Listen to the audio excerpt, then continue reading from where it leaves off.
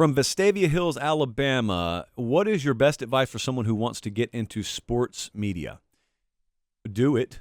Do it. But do it after you've done proper research. So I got into sports media. It worked out fine for me.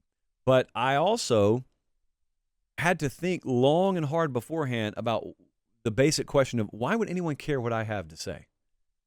That's the question that I give when I do seminars, when I talk to college students. I did one this morning, actually. And I asked that student, why should anyone care what you have to say? It sounds like a very, very condescending question. It's not. It's the most brutally honest question. Because when you get in this business, you're at the core philosophical floor of what we're doing. We're talking to the most stubborn group of people in the world. We are all sports fans. I am, you are, your buddy is. We're all sports fans. Every sports fan is stubborn. Every one of us has something to say, and we don't really have a whole lot of attention to pay to other people talking. We want to talk. Every one of us wants to talk because we think we know it all. So that is a sports fan. That's a college football fan. That's an NHL fan.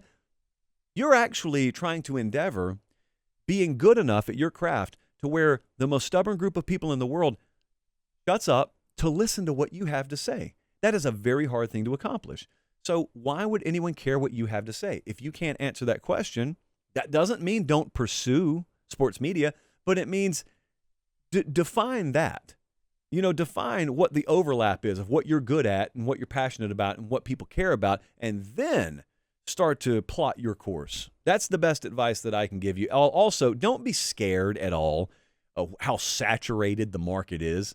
Nemo always said, a lighthouse is just as tall in the middle of the ocean as it is in the middle of a lake. Meaning, if you stand out, you stand out. Doesn't matter how much water there is, how much saturation there is around you. And the other thing, this would get in the weeds a little bit, so I'm not going to waste time on it. Competition is the most misunderstood thing in this business. I swear to you, the oldest thing that I listen to is people talking about who they're competing against.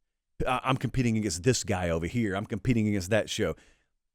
Think how you want to. Let me tell you how we do it. We don't have competition. There is not an individual or a personality in the space that we ever look at and compare ourselves to. There's not another show we compare ourselves to. In 1994, you had to do that because in 1994, it was pre-on-demand. It was pre-digital media, and it was a time slot-oriented world. If you had a show at 4 o'clock and I had a show at 4 o'clock, it was a fight to the death for every audience member because every one of them you got was one I could not get.